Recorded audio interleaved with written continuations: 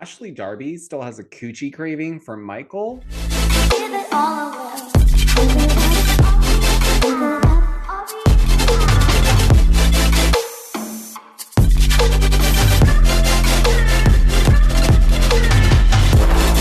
it all away.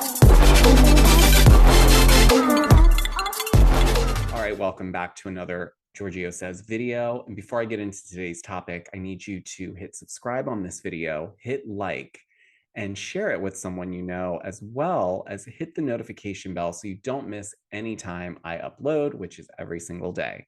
Okay, so let's get into the premiere episode of season 7 for Real Housewives of Potomac. This has been a long time coming. We've been waiting and waiting and waiting. And now the ladies are back and they're gracing our screens. And it couldn't be a perfect time because we're coming off the heels of Real Housewives of Beverly Hills, which was a very long and dark season. So I'm very much looking forward to this roller coaster ride that is Real Housewives of Potomac. So in last night's premiere episode, we kind of picked up where we left off, but there's some updates. So it seems like Ashley has officially separated from Michael, although I think the verbiage she's using is confusing the Karens and the Giselles of the group, because I think they think that separated and divorced are two different things, which they are. However, to Ashley's point, in the state of Virginia and among other states, you have to legally be separated from your partner for a year before you can proceed ahead with the divorce. We also learned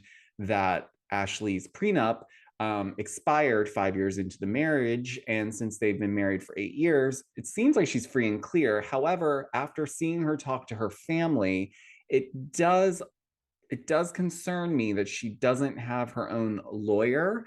I also found it a little trivial that she is purchasing a new home with Michael, but it's not them, it's under their LLC, which a lot of people pointed out to me on Instagram that that's probably the best thing to do when you have kids and you're separating, because the house would be in the business's name, so the kids would still get the rights to it if anything happened to either one of the parents. So I'm sure there's a lot of explanation behind it. We're still learning. I'm sure at this point, Ashley's still trying to figure things out.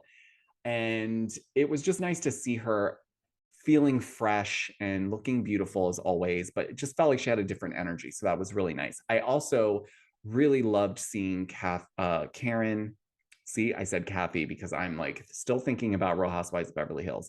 So it was really nice to see Karen and Giselle back to being in cahoots. They crack me up. And I love that the energy they have between them is just they pick on each other and they can laugh and it's all fun and games. And they just have a really good on-screen dynamic, honestly. Like I could watch a spinoff with Karen and Giselle, like honestly. So bravo, make that happen. We also got into a little bit about what's going on with Mia Thornton and her whole cancer scare. And it had some of the ladies questioning, did she post all that information on Instagram to get attention, or was this really something that's going on? It was really, really hard for me to decide, because initially when I saw the post, I didn't think that she was looking for attention. I really thought she was having a cancer scare and it was really scary. And I know that a lot of times public figures will take this to social media because a lot of times it helps kind of take the brick off their back if they feel like everyone knows about it and maybe there's people that could give advice or people can share what they've been through. But when I watched it back on the show last night, and I'm sure a lot of it had to do with the edits, but it did seem like she was kind of dancing around whether or not that was the case or not. But it was at the end of the episode when Giselle brought it up to her when she first walked in, by the way, which I thought was really like, could you not have waited just like a few minutes or an hour, or maybe not even at this event? Did you need to bring it up right now, Giselle? But you know, Giselle's clocked in, she's ready to work. So she brings it up to Mia, and Mia obviously doesn't take it well. And she basically tells Giselle to F off. And yeah, so we're going to have to keep watching, because I think there's obviously more to the story with Mia. I don't think she would purposely just, you know, throw that out there on social media to bait people into giving her attention. But she is kind of a social media disaster, as Andy said. So I don't know. What else happened in this episode?